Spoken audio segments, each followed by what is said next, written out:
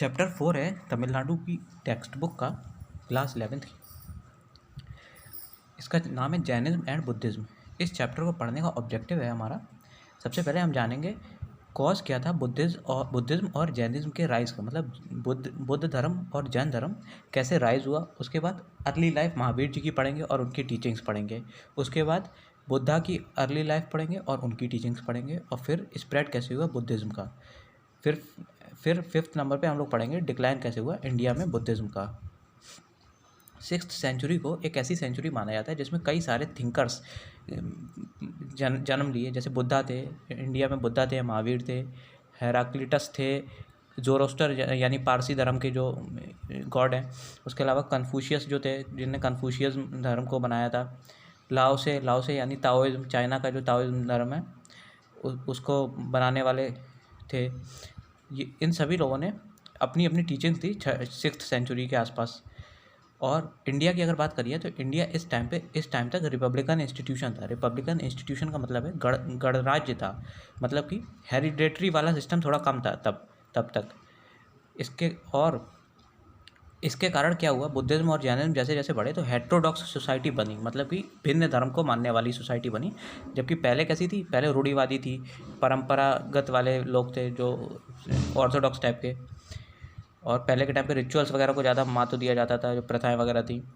लेकिन अब इन सारी चीज़ों को से लोग हटने लगे थे, दूर होने लगे, जैनिज्म और बुद्धिज्म जैसे जैसे फैल रहा था। और इंडिया में ये इंडियन सोसाइटी की बात करिए तो जैनिज्म और बुद्धिज्म का काफ़ी बड़ा इम्पैक्ट रहा है इस सोसाइटी पे। अब कॉज क्या था जैनिज्म और बुद्धिज्म के राइज का। तो सबसे पहला जो कॉज माना जाता है जैनिज्म और बुद्धिज्म के राइज का, कि इंडिया में शुरुआत में थोड़ा सा उथल पुथल सी थी रिलीजियस में, 6ठी शताब्दी के आसपास, BC में। ये बात BC की हो रही है, तो फिर आप लोग अंडरलाइन कर लीजिएगा, BC 6th सेंचुरी BC की है। कॉम्प्लेक्स रिचुअल्स जो थे या सेक्रीफाइस थे, जो कि लेटर वैदिक पीरियड में कहा जाता था, उसको लोग पसंद नहीं कर रहे थे। लोगों को पसंद नहीं था कि उनके जानवरों की बलि दी जाए। किसान वगैरह जो थे उनको भी पसंद नहीं आ रही थी ये सारी चीज़ें। तो लेटर वैदिक पीरियड में जो चीज़ें थी उससे लोग काफ़ी हट चुके थे, और उन्हें एक ऐसा धर्म चाहिए था जिसमें ज़्यादा खर्चा वगैरह ना हो। जैसे सेक्रीफाइजियल सेरेमनी होती थी, जो लेटर वैदिक पीरियड में जो यज्ञ वगैरह की सेरेमनी कराई जाती थी वो काफ़ी महंगी पड़ती थी लोगों को। मंत्र वगैरह जो थे वो काफ़ी कन्फ्यूज़ कर देते थे। एक तो संस्कृत में मंत्र होते थे तो लोग उसे समझ ही नहीं पाते थे, ब्राह्मण्स केवल समझ पाते थे। और सुपरस्टिशियस बिलीफ था, सुपरस्टिशियस बिलीफ भी लोगों को पसंद नहीं आ रहा था। तो लोगों को एक ऐसा रिलीजन चाहिए था, एक ऐसा अल्टरनेट चाहिए था जिसमें सेक्रीफाइस वगैरह सिस्टम ख़त्म हो जाए और सस्ता, मतलब थोड़ा शॉर्ट टाइप का हो, शॉर्टकट टाइप का रिलीजन मिल जाए उन्हें।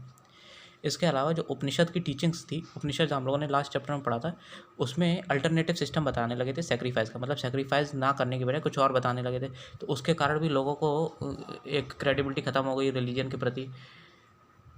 इसके बाद लोगों को एक सिंपल, शॉर्ट और इंटेलिजिबल रिलीजन चाहिए था साल्वेशन के लिए। साल्वेशन का मतलब होता है मोक्ष के लिए, ये साल्वेशन लिखा है। तो लोग एक ऐसा रिलीजन की तलाश में थे जिसमें उन्हें सिंपल, शॉर्ट और इंटेलिजिबल वे से साल्वेशन की प्राप्ति हो जाए।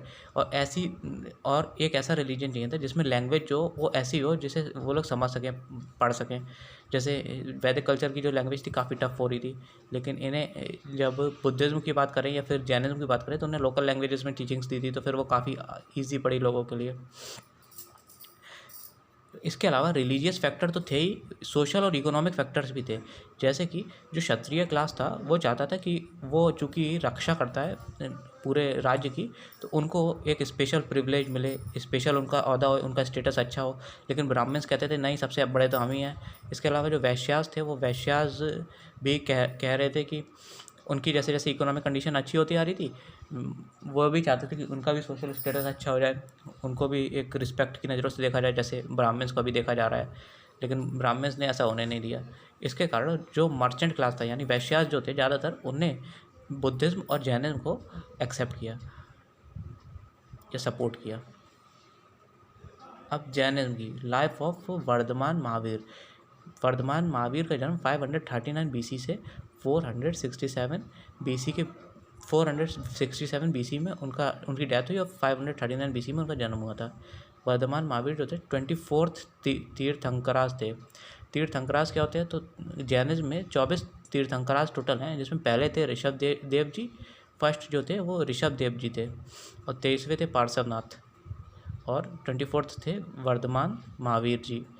तो 3 ही ये ज़्यादातर आते हैं क्वेश्चन में, तो मैंने आपको बता दिया। NCERT ये टेक्स्ट बुक में तो केवल वर्धमान महावीर जी का ही नाम दिया है। इनका जन्म कहाँ हुआ था? तो इनका जन्म हुआ था कुंदग्राम में, जो कि वैशाली के नज़दीक है। और ये क्षत्रिय पेरेंट्स थे इनके, क्षत्रिय मतलब ये क्षत्रिय थे। ऊपर एक चीज़ थी, जैनिज्म हो या फिर बुद्धिज्म, दोनों ही क्षत्रिय क्लास के पीपल, मतलब दोनों ही क्षत्रिय क्लास से आते थे। मतलब सिद्धार्थ हो या फिर वर्धमान महावीर हो, दोनों ही क्षत्रिय थे। हाँ, तो जैनिज्म के पिता का नाम भी सिद्धार्थ था और माता का नाम था त्रिशला। इनकी वाइफ जो थी उनका नाम था यशोदा, और उनकी एक बेटी भी थी। बेटी का नाम इसमें दिया नहीं है, लेकिन बेटी का नाम था प्रियदर्शिनी। जब वो 30 साल के हो गए तो वो तपस्या के लिए चले गए और 12 साल तक उन्होंने तपस्या की। 13वें साल उनका तपस्या पूरी हुई और उनने स्पिरिचुअल नॉलेज मतलब अध्यात्म की जानकारी प्राप्त कर ली। जिस इन्फॉर्मेशन को, जिस नॉलेज को उनने नाम दिया केवल ज्ञान।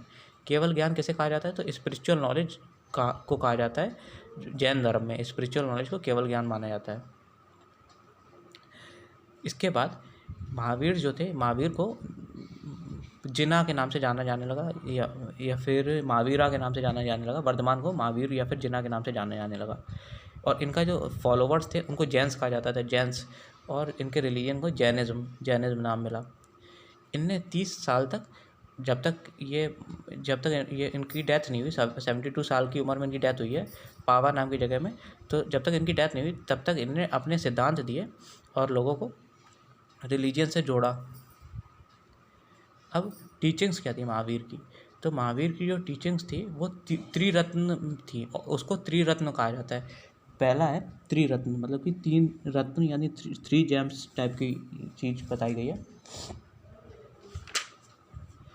त्रिरत्न में पहला है सम्यक श्रद्धा या सम्यक विश्वास, यानी राइट फेथ जो है वो राइट हो, मतलब महावीर जी के ऊपर विश्वास जो हो वो करेक्ट हो या राइट हो।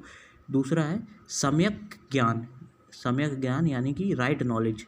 और तीसरा है सम्यक कर्म यानी राइट कंडक्ट। राइट फेथ का मतलब है टीचिंग्स पे बिलीव करी जाए और विजडम पे, मतलब कि जो ज्ञान है या फिर जो टीचिंग्स है महावीर जी की उस पर पूरी तरीके से यकीन करना चाहिए।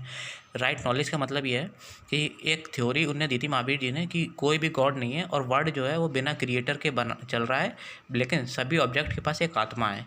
तो इस चीज़ को सभी लोग एक्सेप्ट करें, ये राइट नॉलेज थी महावीर या फिर जैन के अनुसार। जैन्स के अनुसार राइट नॉलेज का मतलब ये था, theory that there is no god and the world has been existing without a creator, मतलब बिना क्रिएटर के वर्ल्ड एग्जिस्ट कर रहा है, लेकिन सभी के पास एक आत्मा है या सोल है।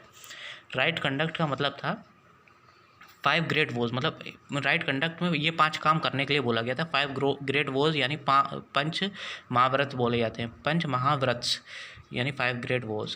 पहला है नॉट टू इंजर लाइफ, मतलब कि किसी भी लाइफ को इंजर नहीं करना है किसी को भी। इसको अहिंसा नाम दिया था उनने, नॉन इंजरी को नाम दिया था अहिंसा। उसके बाद दूसरा है सत्य, मतलब सत्य बोलना है यानी नॉट टू लाई। तीसरा है नॉट टू स्टील का मतलब है अस्तिया, ASTEY, अस्तिया मतलब स्टील, चोरी नहीं करनी है। तीसरा है नॉट टू एक्वायर प्रॉपर्टी, मतलब प्रॉपर्टी को एक्वायर नहीं करना है। इसका मतलब था अपरिग्रह, APARIGRAHA, अपरिग्रह। और चौथा था ब्रह्मचर्य यानी कि not to lead immoral life, मतलब कि अनैतिक जीवन को नहीं जीना है। अब आगे क्या हुआ, क्लर्जी जो लोग थे या फिर लेमन में साधारण इंसान, और क्लर्जी जो पूजा पाठ करने वाले व्यक्ति थे, उन लोगों ने इनकी जो डॉक्ट्राइन थी अहिंसा की उसको बहुत कड़े तौर पे फॉलो किया। लोगों को बड़ा पसंद आई ये चीज़। Mahavir regarded all object both animated and inanimated, मतलब कि महावीर जी ने चाहे सजीव चीज़ हो चाहे निर्जीव चीज़ हो, सबके अंदर आत्मा होने की बात कही और कहा कि इन सभी के अंदर लाइफ है और पेन होता है इनके अंदर अगर इन्हें इंजर करा जाए तो। महावीर जी ने वेदास को रिजेक्ट कर दिया, वेदास की अथॉरिटी को रिजेक्ट कर दिया और वैदिक रिचुअल्स पे भी ऑब्जेक्शन किया इनने।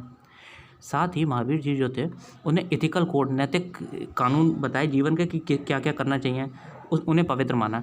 जैसे कि महावीर जी ऐसा कहते थे कि एग्रीकल्चर यानी कृषि नहीं करनी चाहिए। कृषि से क्या होता है, हल जलाया जाता है ज़मीन पे तो ज़मीन को तकलीफ़ होती है। इसके अलावा जो केचुए वगैरह होते हैं उनको भी तकलीफ़ होती है। और थोड़े बहुत जो जानवर वगैरह होते हैं जैसे रूडेंट्स वगैरह जो ज़मीन के अंदर रहते हैं उनको मारना पड़ता है। तो फिर एनिमल को काफ़ी ज़्यादा तकलीफ होती है, इसीलिए कृषि नहीं करनी चाहिए। ये अहिंसा के खिलाफ है, मतलब हिंसा हो जाती है, इस तरीके से वो मानते थे। इसके अलावा जो तपस्या की बात कही थी वो भले ही काफ़ी ज़्यादा लंबा हो, तपस्या करना जो था इनका वो काफ़ी ज़्यादा लंबा था, और जिसमें कि मोक्ष की प्राप्ति के लिए जैसे इसमें न्यूडिटी यानी कि कपड़े ना पहनना and other form of self torture था, लेकिन लोग इसे फिर भी पसंद कर रहे थे। अब स्प्रेड कैसे हुआ जैनिज्म का, जैन जो धर्म था वो किस तरीके से फैला, प्रचार कैसे हुआ, प्रसार कैसे हुआ। तो महावीर जी ने सबसे पहले संघ बनाए, संघ, और उसमें अपनी टीचिंग्स को स्प्रेड किया। और इस संघ में मैन और वुमेन, इस लाइन को अंडरलाइन कर लीजिए, वुमेन्स भी पार्टिसिपेट कर रही थी संघ के अंदर, जबकि बुद्धिज्म वाले में शुरुआत में ऐसा नहीं हुआ था, आगे पढ़ेंगे। तो वुमेन्स भी इसमें थी संघ में, which consist of both Monks and ले फॉलोअर्स, मतलब मॉन्क्स भी थे, मॉन्क्स का मतलब जो भिक्षु थे वो भी थे, और ले फॉलोअर मतलब सामान्य इंसान भी था, सामान्य जन भी थे। Rapid spread Jainism was due to dedicate, हाँ, जब संघ के जो लोग थे वो काफ़ी ज़्यादा डेडिकेटेड थे, वो काफ़ी ज़्यादा अपने काम को करने के लिए व्याकुल थे, मतलब डेडिकेटेड थे, वो चाहते थे जल्दी से जल्दी स्प्रेड हो रिलीजन, और यही कारण है कि जैन धर्म जो है काफ़ी तेज़ी से स्प्रेड हुआ। और वेस्टर्न इंडिया और कर्नाटक में खास तौर पे जैन रिलीजन काफ़ी स्पीड में स्प्रेड हुआ और अभी भी काफ़ी एग्जिस्ट करता है। चंद्रगुप्त मौर्य और खारवेल की बात करी जाए जो कि कलिंग के थे, ये दोनों रॉयल डायनेस्टीज थी साउथ इंडिया की, नहीं सॉरी, ये दोनों रॉयल डायनेस्टी थी, इनने काफ़ी सपोर्ट किया जैन के रिलीजन का। और साउथ इंडिया की भी कुछ डायनेस्टीज थी, जैसे कि गंगा डायनेस्टी थी, कदम डायनेस्टी थी, अमोघ वर्षा मतलब कि राष्ट्रकूटा डायनेस्टी थी, और चौकल्यास थे, चौकल्यास मतलब सोलंकी, चौकल्यास स्लैश लगा के सोलंकी लिख लीजिएगा क्योंकि क्वेश्चन तो आ सकता है सोलंकी से भी। तो इन सारे जो डायनेस्टीज थी इनने जैनिज्म का संरक्षण किया, पैट्रोनाइज मतलब संरक्षण किया, और इसको अपने अपने अपने राज्यों में प्रमोट किया। 4th सेंचुरी की एंड तक एक फैमाइन आया गंगा वैली में, मतलब गंगा नदी की जो वैली थी गंगा घाटी में एक बड़ा सा अकाल आया, जिसके कारण जैन के जो मॉन्क्स थे, कुछ जैन के मॉन्क्स जो थे वो जो थे कर्नाटक की ओर शिफ्ट हो गए। और उन्हें लीड कौन कर रहा था, तो उन्हें लीड कर रहे थे भाद्रभगु और चंद्रगुप्त मौर्य, मतलब कि कुछ जैन जिन्हें भाद्रभगु और चंद्रगुप्त मौर्य लीड कर रहे थे वो कर्नाटक की तरफ चले गए। कर्नाटक में भी श्रवण बेलगोला नाम की जगह पे चले गए ये लोग, और कुछ लोगों ने कही कि नहीं हम नहीं जाएंगे, और वो नॉर्थ इंडिया में ही रुके रहे। और उनको लीड कौन कर रहा था, तो उनको लीड कर रहे थे स्थूलाबाहु लीड कर रहे थे। और इसी कारण से जैन धर्म में 2 डिवीज़न हो गए, एक है श्वेतांबराज और एक है दिगंबराज। श्वेतांबराज मतलब कि वाइट क्लैड, मतलब जो वाइट कलर के कपड़े पहनते हो या वाइट कलर से अपने बॉडी को कवर करते हो, और दूसरे दिगंबराज मतलब जो स्काई कपड़े ना पहनते हो, यानी स्काई से ही मानते हो कि स्काई हमारे बॉडी को कवर करी हुई है। फर्स्ट जैन काउंसिल अब कहाँ हुई थी, तो फर्स्ट जैन काउंसिल जो थी वो पाटलिपुत्र में हुई थी, और उसको कराया था स्थूलाबाहु ने करवाया था 3री शताब्दी BC में, 3rd सेंचुरी BC में कराया था।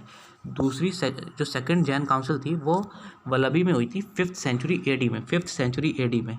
आप लोग ये AD और BC याद रखिएगा, पहली वाली BC में हुई थी, 3rd BC में, और दूसरी वाली 5th सेंचुरी AD में हुई थी। Final completion of Jain literature, जो मतलब कि फाइनली जब जैन लिटरेचर कंप्लीट हो गए तो उनको 12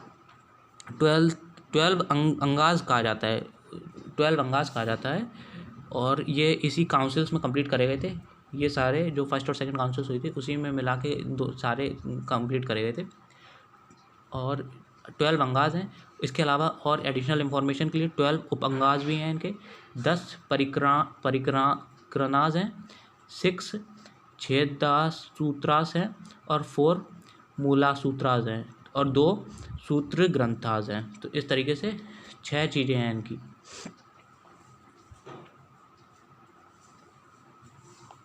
प्राकृत, हाँ, ये जो श्वेतांबर्स ने इसके जो लिटरेचर लिखे थे, पवित्र लिटरेचर लिखे थे, वो प्राकृत लैंग्वेज में लिखे थे, प्राकृत लैंग्वेज में, अर्धमगधी प्राकृत जिसे कहा जाता है, विशेष तौर पे अर्धमगधी प्राकृत में।